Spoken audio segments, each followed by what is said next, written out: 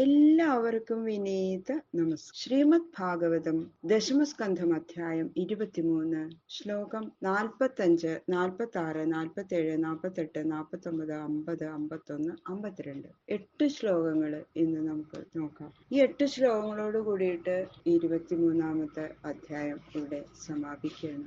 കൃഷ്ണായ വാസുദേവായ ഹരയേ പരമാത്മനെ പ്രണതക്ലേശനാശായ ഗോവിന്ദായ നമോ നമഃ.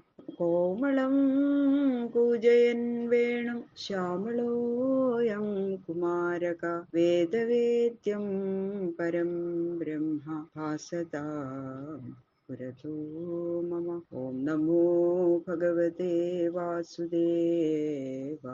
ഓം നമോ ഭഗവതേ വാസുദേവായ. ഓം നമോ ഭഗവതേ വാസുദേവായ.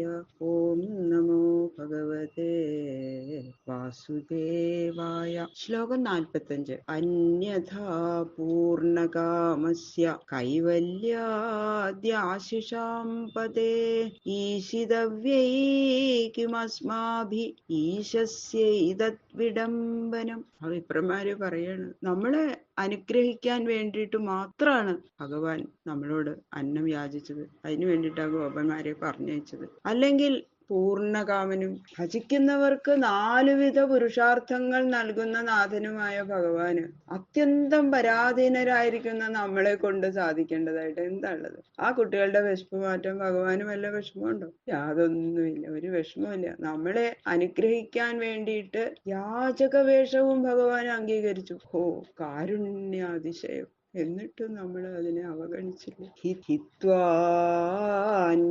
ഭജതേയം ശ്രീ പാദസ്പർശാശയാ സകൃത് ആത്മദോഷാപവർഗേണ തദ്യാജ്ഞാ ജനമോഹിനി. മഹാലക്ഷ്മി പോലും ബ്രഹ്മാദികളെ ഉപേക്ഷിച്ച് ഭഗവാനെ സേവിക്കുന്നു. ലക്ഷ്മി ഒരു ദിക്കിലും ഉറച്ച് കുറെ കാലം ഇരിക്കില്ല.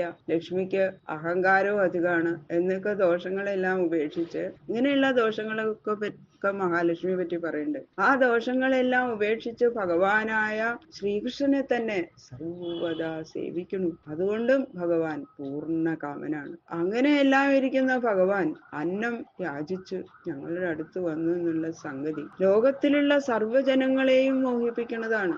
അതിനാൽ ശ്രീപതിയുടെ ആ യാചനാ വ്യാപാരം നമ്മളെയും മോഹിപ്പിച്ചതുകൊണ്ട് അവിടുത്തെ കാരുണ്യത്തെ അപ്പൊ നമ്മൾ അറിഞ്ഞില്ല. നമ്മൾ മായയിൽ പെട്ടുപോയി. ദേശ കാല പൃഥക് ദ്രവ്യം മന്ത്രതന്ത്രർത്തുജോഗ്നയ ദേവതായജമാനശ്ച ക്രതുർധർമ്മശ്ചയന്മയ.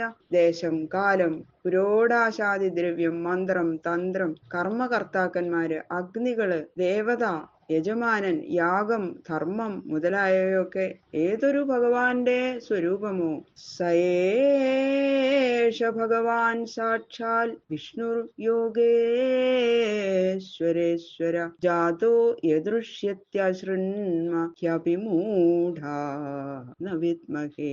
സർവസ്വരൂപനും ബ്രഹ്മാദിദേവ വന്ദ്യനുമായ ആ ഭഗവാൻ ശ്രീവിഷ്ണു യദുകുലത്തിൽ അവതരിച്ചിരിക്കുന്നു എന്ന് നമ്മൾ കേൾക്കുകയും ചെയ്തിട്ടുണ്ട്. നമ്മൾ അതൊക്കെ മനസ്സിലാക്കിയിട്ടുണ്ട്. എന്നിട്ടും നമ്മൾ ഭഗവാൻ മനസ്സിലാക്കിയില്ലല്ലോ.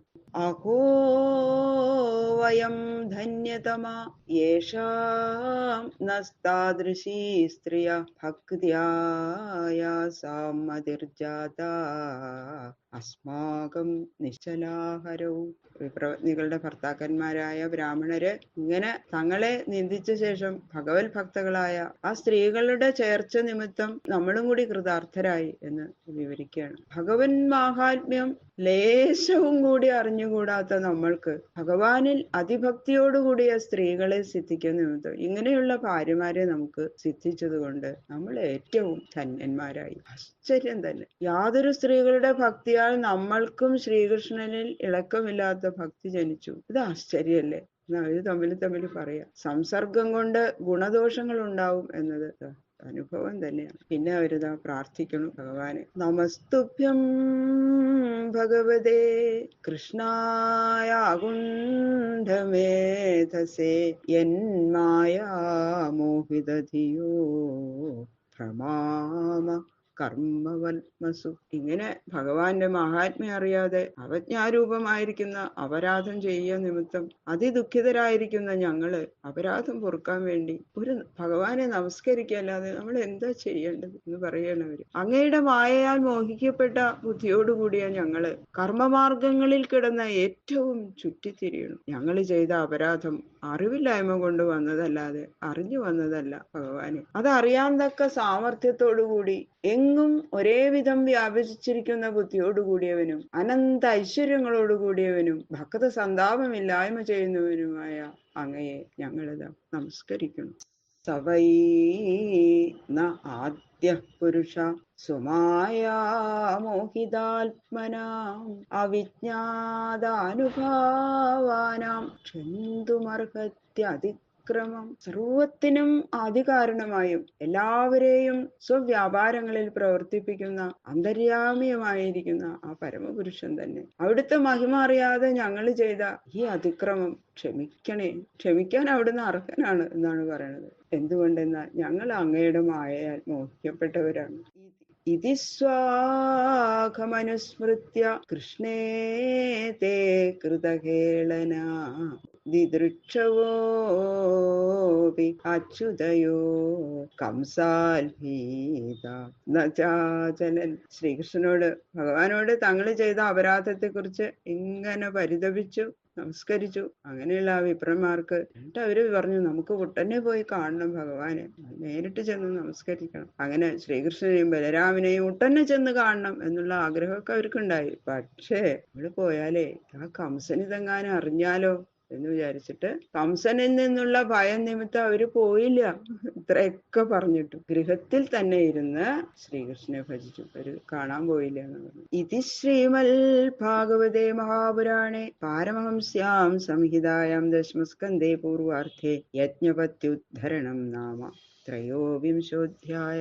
സർവത്ര ഗോവിന്ദ നാമ സങ്കീർത്തനം.